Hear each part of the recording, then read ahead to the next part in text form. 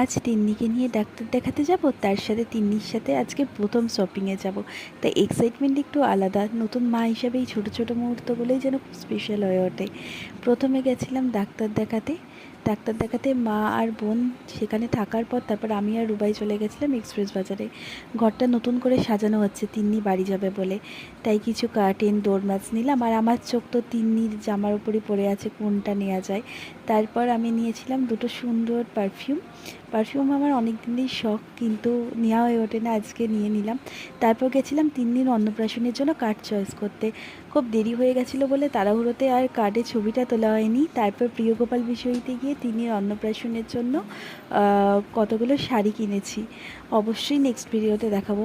এই ব্লগটা আমার কাছে খুবই স্পেশাল, কারণ তিন্নিকে নিয়ে প্রথম আজকে আমি গিয়েছিলাম শপিং করতে। তিন্নিও খুব মজা পেয়েছে, আমরাও খুব আনন্দ করে আজকের দিনটা কাটালাম। আবার নেক্সট কোনো ভিডিওতে দেখা হবে। এখনকার মতো